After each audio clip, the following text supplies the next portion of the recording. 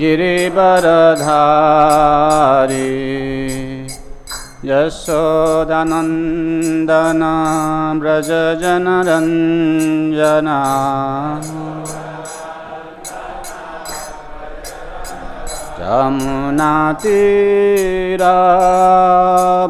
यमुनातीरावनचारी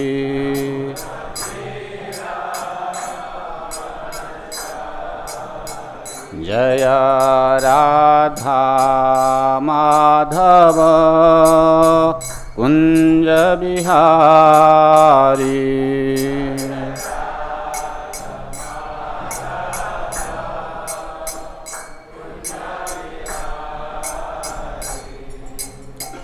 गोपीजना वल्लभ गिरिवरधारी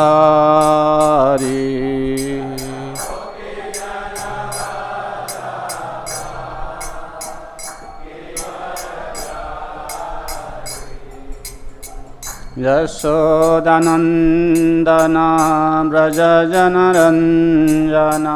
यशोदानन्दन यमुनातीरावनचारी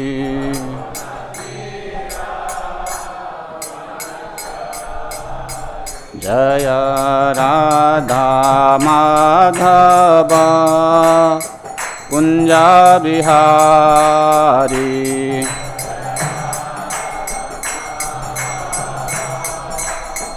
कुंज बिहारी गोपीजन वल्लभ गिरिवरधारी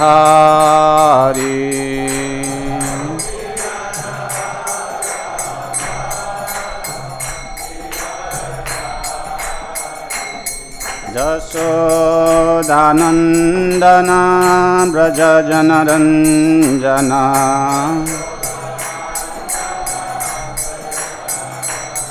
यशोदानन्दन व्रजजनरञ्जना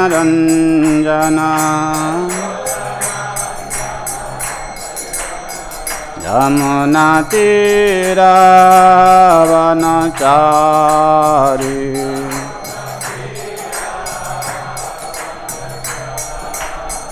जय राधा माधव कुंज बिहारी राधा माधव कुंज बिहारी जयं विष्णुपाद परमहंस परिव्राजकाचार्य स्तोत्र शतश्री श्रीमद् शिलभय चरणारविंद भक्ति वेदांत स्वामी प्रभुपाद की श्रीमद्भागवत महापुराण की समवेत भक्तवृंद की निताय गौर प्रेमानंदे।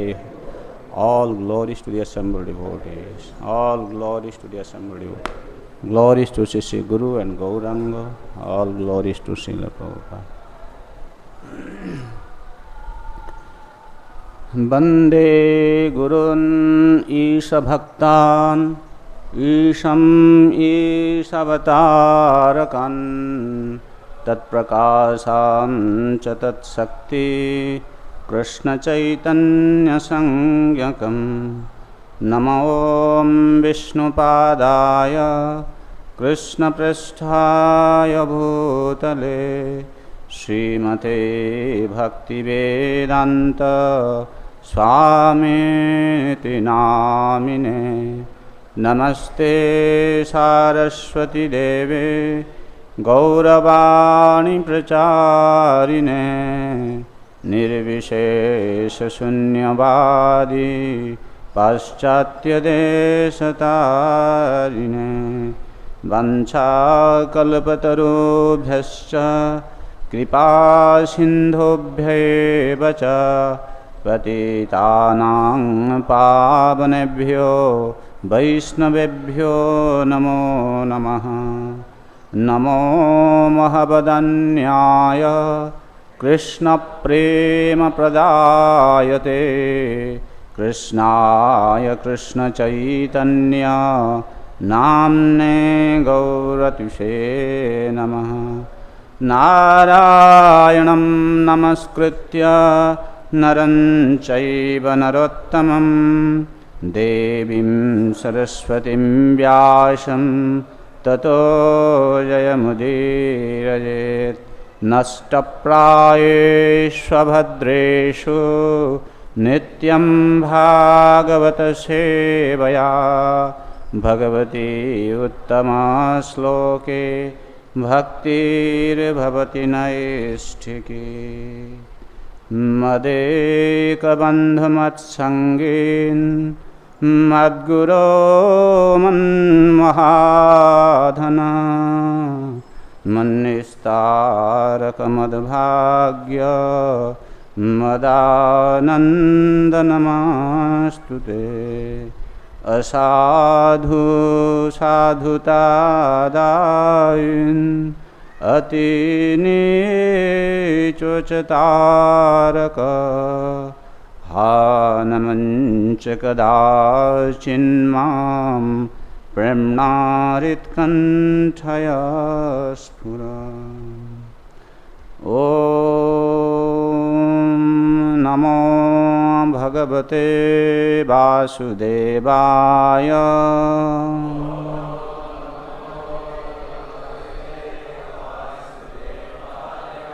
ॐ नमो भगवते वासुदेवाय।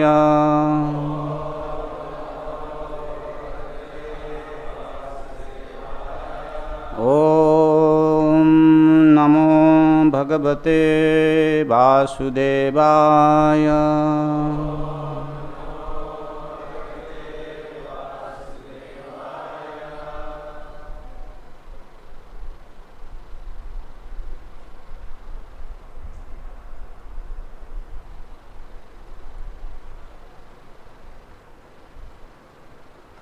Hare Krishna, dear devotees. We are continuing from Canto 3, Chapter 21, text number 17, chapter entitled Conversation between Manu and Kardama.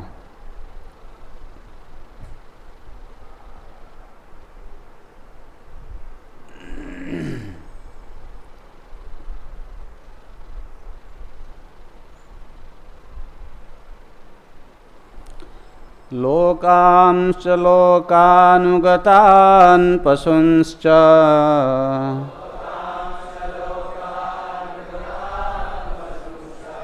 लोकांश्च लोकानुगतान् पाśūञ्च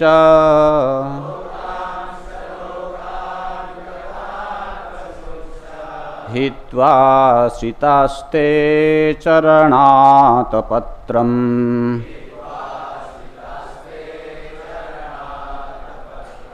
हिtvā śritāस्ते caraṇātapatram।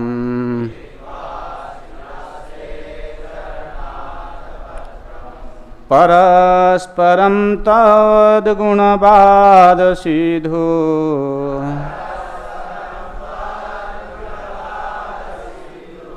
parasparaṁ tvad-guṇa-vāda-sīdhu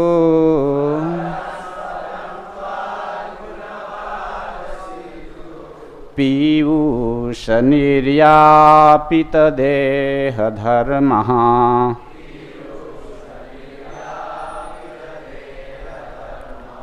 pīyūṣa-niryāpita-deha-dharmāḥ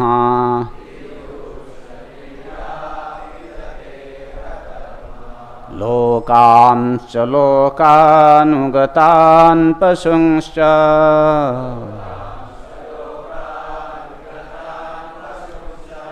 hitvā śritās te caraṇātapatram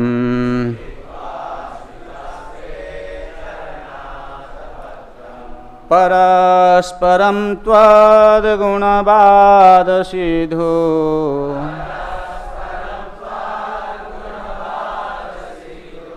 pīyūṣa-niryāpita-deha-dharmāḥ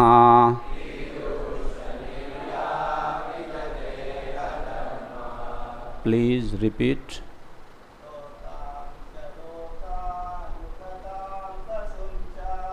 Lokāṁś loka-anugatān paśūṁś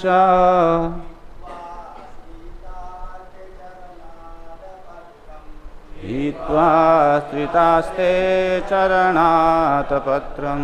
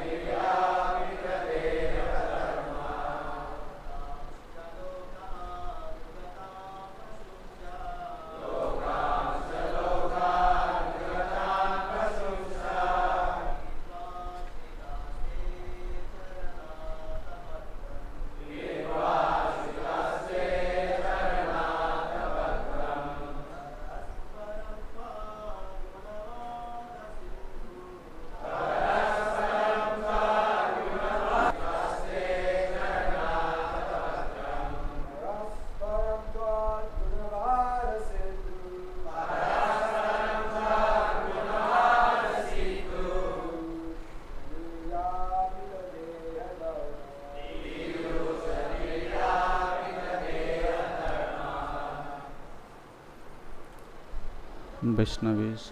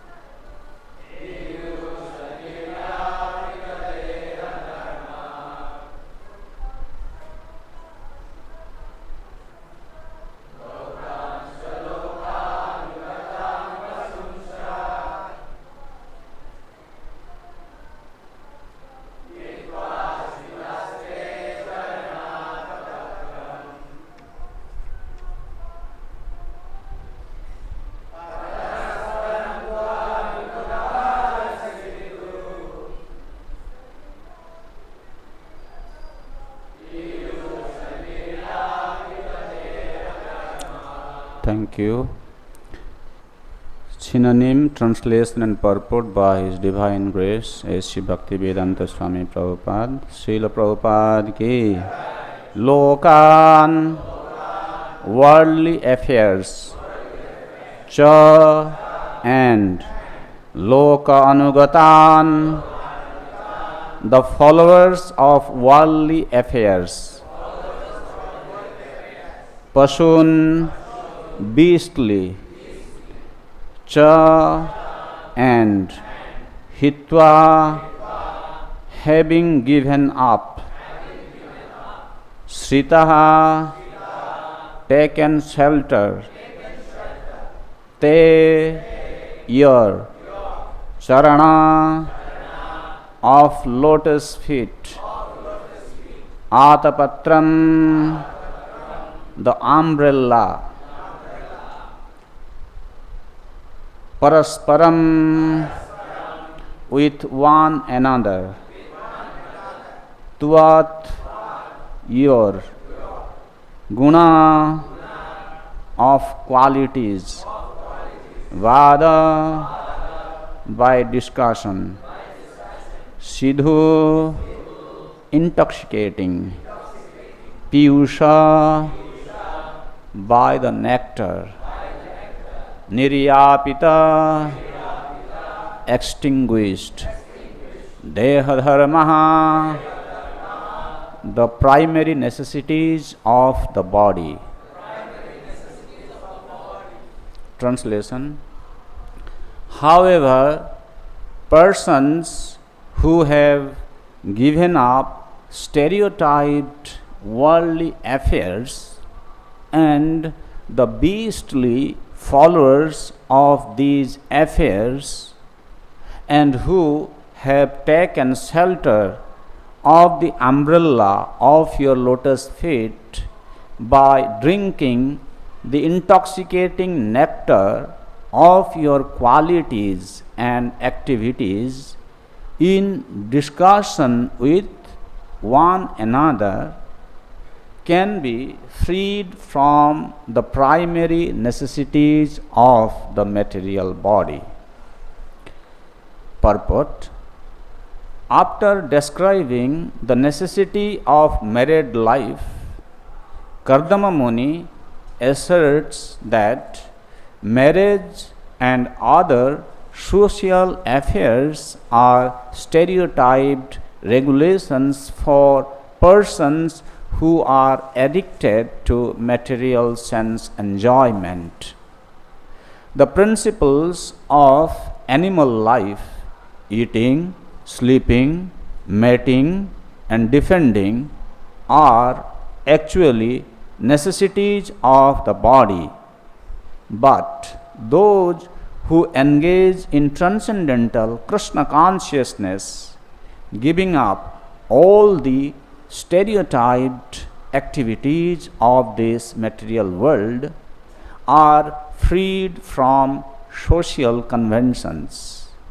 Conditioned souls are under the spell of material energy or eternal time, past, present, and future, but as soon as one engages in Krishna consciousness, he transcends the limits of past and present and becomes situated in the eternal activities of the soul. One has to act in terms of the Vedic injunctions in order to enjoy material life.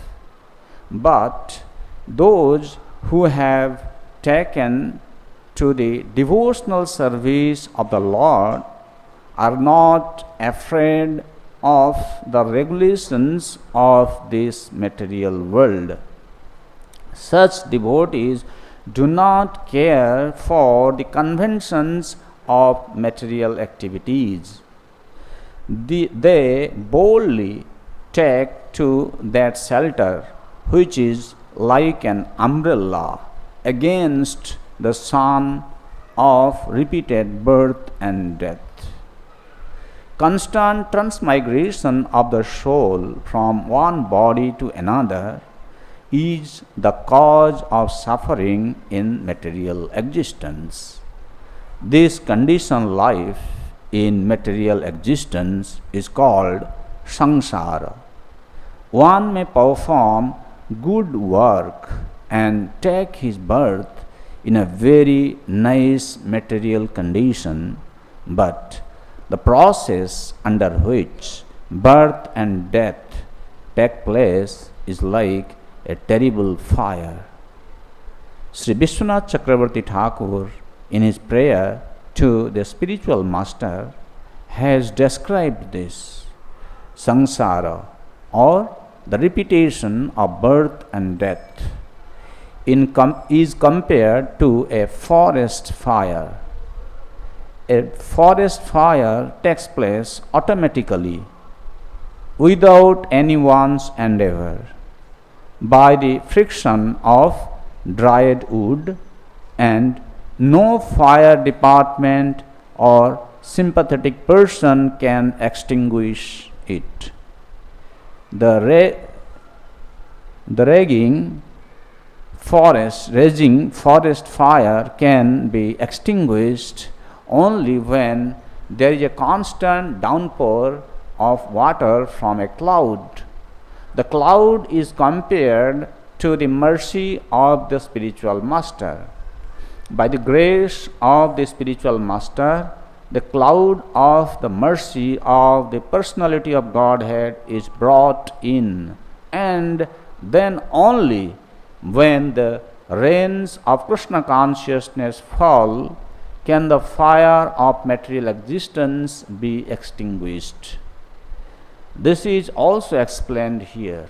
In order to find freedom from the stereotyped conditional life of material existence, one has to take shelter of the lotus feet of the Lord, not in the manner in which the impersonalists indulge, but in devotional service, chanting and hearing of the activities of the Lord. Only then can one be freed from the actions and reactions of material existence.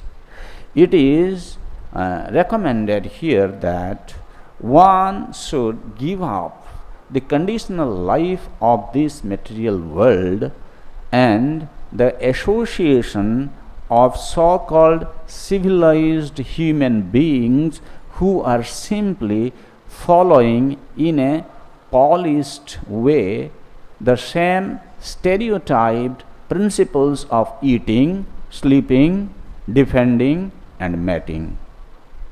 Chanting and hearing of the glories of the Lord is described here as tvad-guṇa-vāda-sīdhu. Only by drinking the nectar of chanting and hearing the pastimes of the Lord can one forget the intoxication of material existence. And this is one of the most powerful verse in Srimad Bhagavatam, very instructive. There are a lot of information Kardama Muni is sharing with us. So in the meantime, Kardama Muni, who is a devotee of the Lord, has assumed a very, very humble position, and he has described himself as a Sakama Bhakta. Means he is engaged in the worship of the Lord, but he has lot of material desires, and he has realized this. That's why he is not pretending. First of all, he has revealed himself that he is a Sakama Bhakta. Now, because he is a devotee, he is a truthful devotee, though he is a Sakama Bhakta. Now, starting with today's verse, text number 17 and 18 for these two verses, he is going to describe the Mukhya Bhakta, who is the perfect devotee of the Lord. And when we say here is a perfect devotee of the Lord, then we need to describe what are the qualities, what is the dharma, what is the principles the devotees they adopt in their life, so that we can very clearly define, oh, they are the one, they are the Mukhya Bhakta of the Supreme Lord. So, just let us take little backward, just to refresh our memory. We have seen Kardama Muni, he performed very severe austerity, and tapo vidya toshitena vishnuna. Siddhartha Swami says, by the dint of his austerity and vidya, devotional service, he pleased Lord Vishnu. Why? He is going to enter into Grihastha life. In this chapter, we will see how Manu Maharaj is going to come with his daughter, and Kardama Muni, he will accept the hand of the daughter of Manu Maharaj. But now, when Lord Vishnu became very much pleased with his austerity and devotion, he appeared before him. And here is a very interesting point we need to take a note on. Kardama Muni, even though he was a Sakama Bhakta, before he entered into Grihastha ashram, he performed severe austerity, because that is the way to enter Grihastha ashram. And when Lord Vishnu became pleased with his austerity, he appeared before him. When Lord appeared before him, he started expressing his heartfelt mood to the Lord. He said, "My dear Lord, these yogis who perform their austerity and penances for many, many years, sometimes lifetimes, and get purified, then only you appear before them.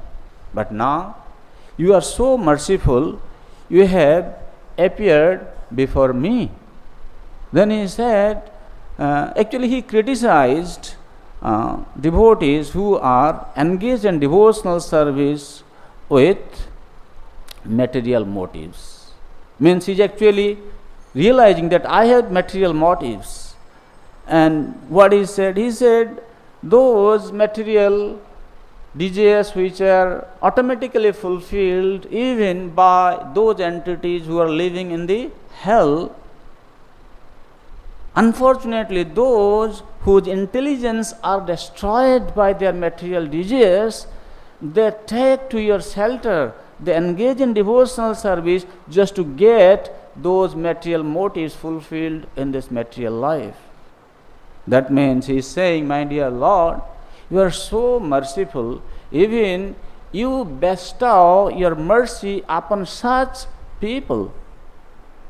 This is what compliment, that akama sarva kama va moksha kama udaradhi tibrena bhakti yogena jajita purusham param. Even though one is inspired by the material motives, at least he should go to the Supreme Lord, not any other entities. Therefore, in the next, Lord, if he says, well, you have material desires, there are so many other entities, you can approach them to get your desires fulfilled. Why do you decide to come to me? Right? Lord has the right to ask this question. He says, well, I know. You are the source of everything. You are like a desire tree. So better I come to you, not to anyone else. I understand people who have material motives to fulfill their desires in this material world. They are following your instructions, Veda Dharma. The instructions which you have given in the Vedas, they just follow those instructions to get their material desires fulfilled. But he knows, he is clearly saying that one who actually follows these instructions, they are not good people. He is describing the others later on. But here the question can be asked that even though you know you are saying that this is not good, but why are you inspired to follow your material motives? He is saying that there are three debts: Deva Rin, Rishi Rina and Pitri Rin. Means debts for the demigods, debt for the sages, rishis, and debts for the forefathers. So I am entering into this ashram and I am going to undertake some activities which I understand is not conducive, but still just to get rid of these three debts. So that means a perfect devotee of the Lord, he understands his situation very correctly. He assesses his position in a very neutral perspective, from a neutral perspective, and then he understands what is the next step. Therefore, he is glorifying the Mukhya Bhakta, the devotees of the Lord who are actually very dear to the Lord. He is saying, lokāṁś lokānugatān paśūṁś hitvā śritās caraṇātapatram. Lokāṁś. People who are attached to worldly affairs, or people who have material motives, loka-anugatān, they are actually like paśūs. Prabhupada is saying beastly. They are like animals. Because people who are performing Vedic rituals in the name of Veda Dharma, being a dharmic person, he is trying to execute the duties that are enjoined for the fruity workers in the Vedas. And why? Because he wants to be very happy in this world, he wants to have a very family life, he wants to be a very, established person in the society. He is performing loka dharma, Veda dharma, and sometimes he undertakes certain ritualistic performances that are enjoined in the Vedas with a desire to be happy, being promoted to the heavenly planets. So these are the lokāṁś lokānugatān. Loka-anugatān. Loka-anugatān also been described as lokān, nyāya mimamsādi sastra bhigyan. There are some people who are very much conversant with logic and mimamsa shastra. Nyaya shastra, mimamsa shastra. They know this, but they are not devotees. They are devoid of devotion unto the Supreme Lord. Even those who are conversant with the Nyaya and Mimamsa Shastra, they and people who listen to them without following devotion, they have been described here as paśūn. They are like animal. That means it looks like a very heavy statement, because our Gaudiya Vaishnava Siddhanta is Bhakti vino kuno sadhan ditenare phal, sob phal dei bhakti swatantra praval. Without bhakti, so-called execution of karma, jnana, yoga is useless. They cannot render their result without bhakti. So, definitely somebody who is inspired by material motives also has to perform devotion, has to have devotion in the execution of these activities. And then those who are desirous to let go this material world, those who are desirous to forget about the demands of this body and swim in the ecstasy of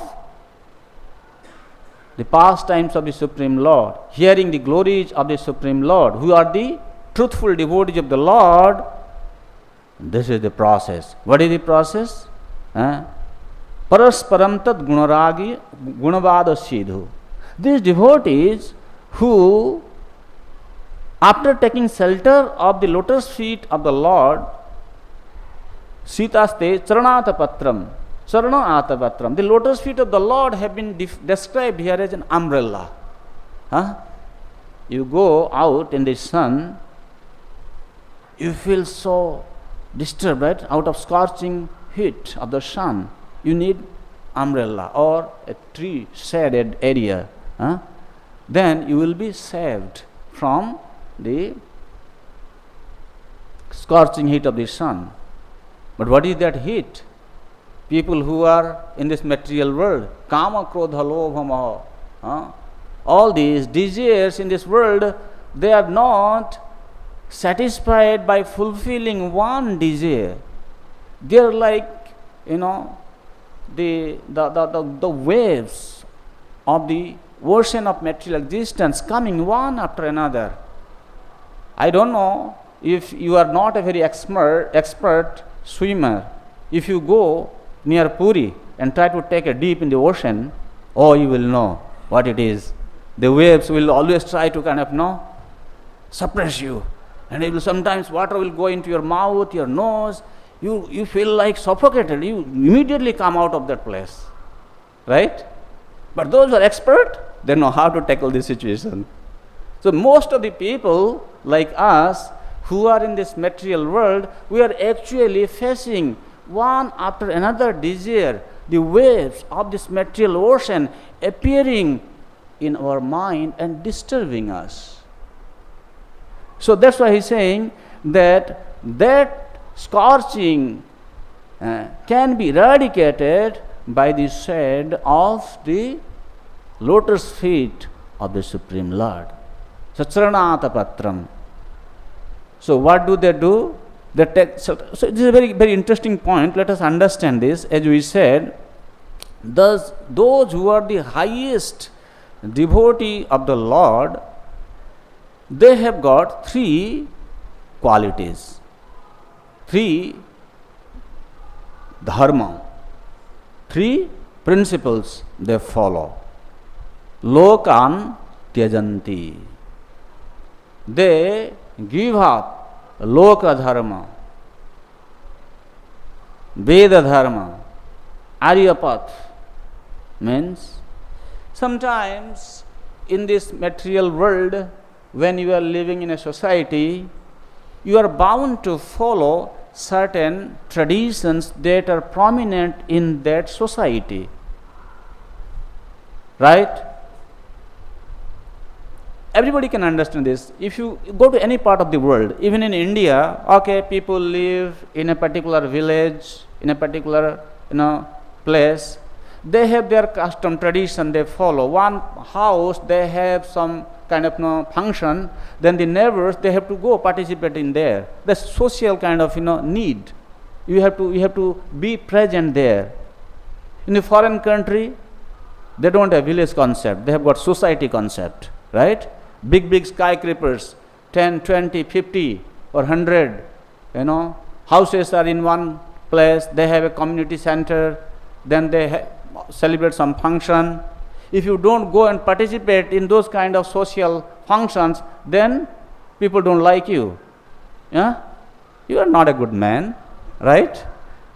But a devotee of the Lord who is 100% engaged in the devotional service of the Lord, he is not worried about those customs. Society, world, what world says, what people says, what society says, who cares? You just imagine, nowadays the society is forcing people to remain isolated. Everybody is having their isolation, right? Everybody have their own house. Even parents also don't live with their children. What they are doing? Sitting inside the house and watching television. Internet. What is going on in the internet? They are watching that. What is this? Okay, you isolate yourself from the society, from the worldly affairs, and just chant Hare Krishna, Krishna Krishna, Hare Hare, Hare Ram, Ram Ram, Hare Hare. Read Srimad Bhagavatam, read Bhagavad Gita, give class on internet to others. That's good, right? So that is what one thing is lokān tyajanti. They give up worldly association. They maintain distance from materialistic associations. What do they do? Second thing, caraṇātapatra śritāḥ bhavanti. They take shelter of the lotus feet of the Supreme Lord. We don't understand what is the meaning of taking shelter of the lotus feet of the Supreme Lord. Here in this verse it is explained very clearly. Parasparam tvad-guṇa-vāda-sīdhu. Guṇa-vāda. They are engaged in discussing, glorifying about the qualities, pastimes of the Supreme Lord. Who? Who you want to glorify, discuss with? Go and anyone? No, Vishwanath Chakravarti Thakur says, Sujatya snigdha sadhu sanga satovare. So you need to know who is a saintly person and you must hear from him. If we take the example of the Goswamis, Rupa and Sanatan, who gave up this ministerial position in the court of King Hussain Shah, when they went to Vrindavan, every evening, one of their duty, one of their activity in Vrindavan used to be, every evening, all these Goswamis, they will assemble at Govinda Dev temple. If you have been to Vrindavan, you can see there is a big temple of Radha Govinda Dev.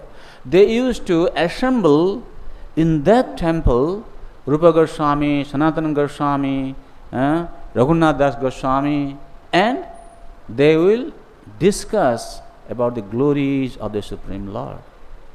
Sometimes Raghunath Das Goswami, he will share with them his experiences, his realizations that he attained when he stayed with Sri Chaitanya Mahaprabhu in Puri, assisting Swarup Damodar. He has seen personally, he has witnessed Chaitanya Mahaprabhu. Now he is going to share with the devotees, and everybody is very eagerly waiting to listen what Raghunath Das Goswami has to share today, what Rupa Goswami has to speak today, Sanatana Goswami has to share today. Everybody is coming. This is what? Parasparam tvad-guṇa-vāda-sīdhu. Sīdhu, intoxicating. Means, when the devotees hear the glories of the Supreme Lord, they become maddened. Actually, we cannot understand this. We cannot understand this. Maybe somebody, you know this, somebody who is drinking liquor, wine, he is totally forgetful of what is happening in the surrounding, right? He doesn't know who is talking what to him, what happens around, he doesn't understand anything. This is what happens to you. Try to understand this. Means, you don't understand, you are hungry. You don't realize somebody is scolding you. You don't pay attention what people talk about you. This is the stage. This is the meaning of being intoxicated upon hearing the glories of the Supreme Lord. This devotee does not have any time because he is so attentive, he is feeling so happy about engaging himself in the service of the Supreme Lord. He doesn't have time for anything else except planning about this devotional service of the Supreme Lord. Therefore, he remains totally oblivious to what goes on in the surrounding. This is what means of caraṇātapatram āshrita bhavanti. They take shelter of the lotus feet of the Lord. That means they know this is the time I need to do my service. My temple authority or congregation member, if you are a brahmachari living in the temple, you know this is the service have been given to me by my authority, I have to do my service. If you are a congregation member, grahastha, you understand I have my family obligation, I have some social obligation, and I have obligation to my spiritual master. So these are the services I do, and at the same time I need to take care of my personal spiritual life. He doesn't have any other time. He doesn't have time to think of anything else in his life. This is the meaning of caraṇātapatra āshrita bhavanti. One who has taken shelter of a cooling shelter of the shaded area under the lotus feet of the Supreme Lord. Then the third quality is nirantaram ca tadrishaisah tatha bhagavad-guṇa-vāda kurvanti. Always they are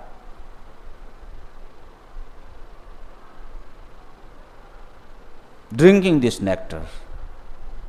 Sometimes when you go to the sadhu sangha, in the saintly association, you hear. After that, you are coming back, or you are alone. You are nurturing that experience in your consciousness, in your mind. When you are nurturing, you are remembering, oh, this is what was said, oh, this is so nice, You feel some sort of happiness by nurturing that. Always.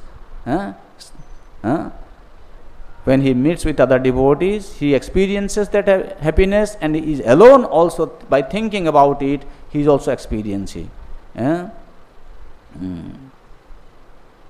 So here it is said, out of these three, if one is lacking, he is not a mukhya bhakta. Bhagavad bhaktapi loka-anugatān tyaktavya eva. Very interesting point. Sometimes you find some devotees who are, the way they practice, the way they present themselves externally, it looks like they are big devotees, they are great devotees of the Lord. But loka-anugatān bhavanti means if they have lot of material desires, they are agitated with their material desires, material motives, then tyaktavya, their association must be abandoned, because that is a contagious disease. If you associate with people who have material motives and externally they are following Krishna consciousness, the disease may transmigrate to you. Therefore, we must abandon that kind of association if you want to become a great devotee, mukhya bhakta.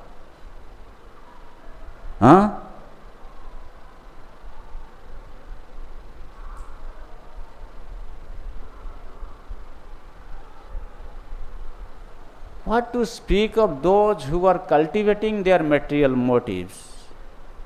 Even in the association of the devotees who are desirous to attain their material motives, even their association must be abandoned. That is a mukhya bhakta. Here we are talking about who is the greatest devotee of the Lord. In this context, parasparaṁ tvad-guṇa-vāda-sīdhu pīyūṣa-niryāpita-deha-dharmāḥ. This pīyūṣa, this nectar, when he drinks, deha-dharmāḥ niryāpita bhavanti, means the hunger, thirst, cold, heat, everything will automatically disappear. Deha-dharma. These are the deha-dharma. Can you imagine? This is what the quality of a greatest devotee of the Lord.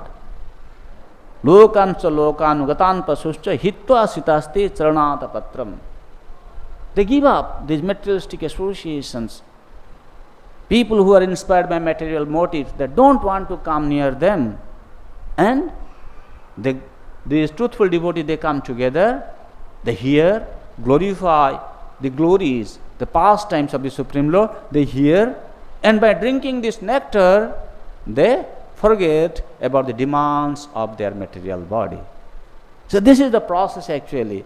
In the Jnana Marga, Jnana is they artificially, by following Yama, Niyama, Asana, Pranayama, Pratyahara is also an artificial process, restraining the senses from sense objects. They try to become free from these attacks of this worldly, Maya. But here, pīyūṣa-niryāpita-deha-dharmāḥ, the intoxicating pastimes of the Supreme Lord, by drinking which the devotees automatically forget these deha-dharma, demands of the senses are automatically subsided. So, this is the first one where he describes about the qualities of the topmost devotee. There are three qualities in this verse. Then tomorrow you will hear from the next speaker the glories of the highest devotee of the Supreme Lord. So, any reflection, any comment? Yes.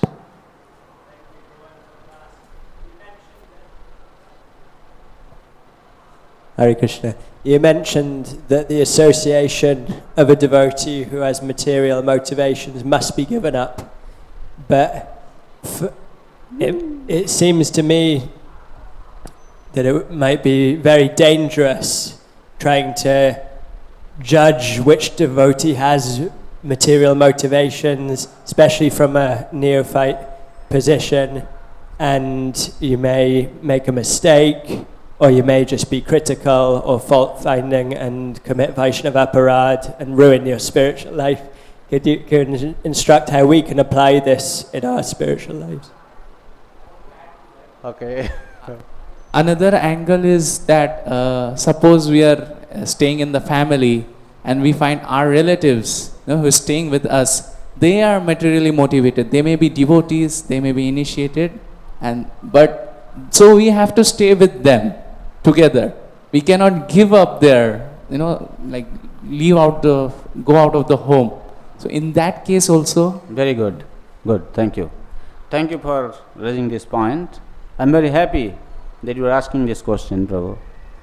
First of all, we are discussing the quality of a topmost devotee. You have to decide whether you know your position, what you are. Okay? That is first point. Then the second point is, I did not say in my discussion that you need to differentiate who is having this material motive, who does not have. Did I ever mention this? I didn't mention this. That means I didn't tell you that you must differentiate who is having the motive, who does not have the motive. Sometimes what happens, it is natural. You come across certain individuals, you find they have some kind of material motives which is not actually conducive for a brahmachari. You don't have to find fault with. It's not that you go on searching, hey, he is having material motive, he does not have material motive. No. You be a normal, truthful devotee, you continue your spiritual practice. Krishna will sometimes, like in computer, pop up. You will, oh, no, this is not good actually. Sometimes you come across this kind of persons or not. Yes. Avoid that association. This is the meaning. Neither we are in the topmost position to understand who is in what situation, in position of their life. Again, even if sometimes, like as you say, our parents, they have this kind of, because they are in this world to continue with the life, they have to continue their material motives. We are living with them. So what to do? You have to choose your path. You are no more a kid. In this context, I will take the example of the West. In West, when the boy and girl, they become 18, then they are adult to take care of themselves, right? They don't stay with the parents. Why are you hanging with your parents? You know what is good for you. You should decide. This is what I want to drink the poison by sitting here, or I should take the life of a kind of renunciant and just practice the Krishna consciousness and make my life journey successful. What am I supposed to do? So in that way, this society, our Western society is very good. They are training their children. Okay, after 18, go, fly your own plane. Don't just hang around with these world people. Huh? Well, that's a different context, but I'm just taking that part, that when you are capable, you must take the decision. You should learn how to fly your plane.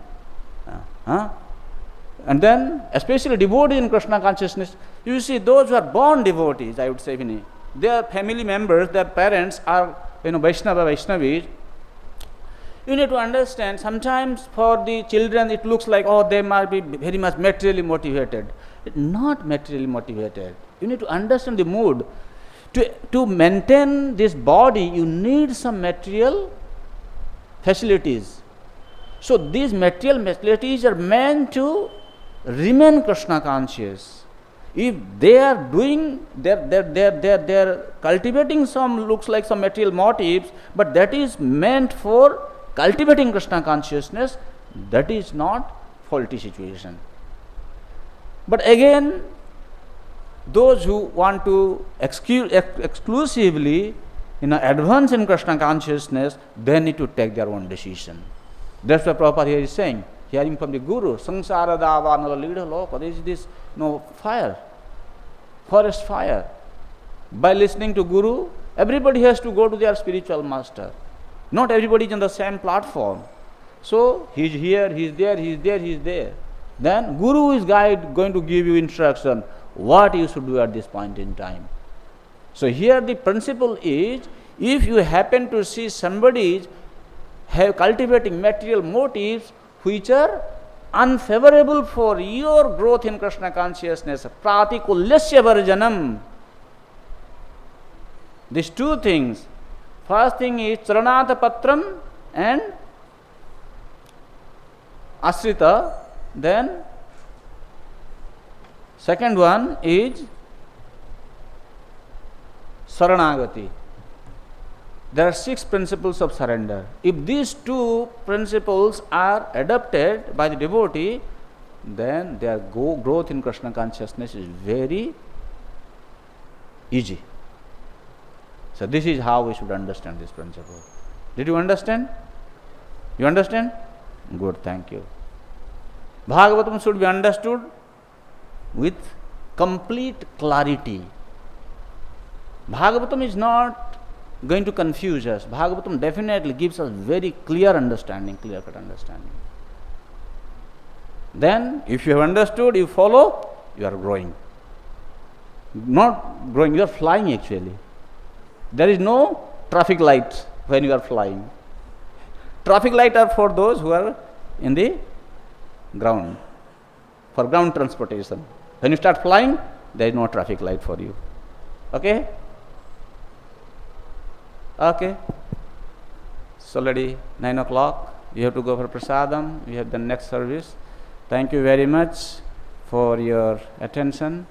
Hare Krishna, Krishna Krishna, Hare Hare, Hare Rama, Rama Rama, Hare Hare. Srila Prabhupada.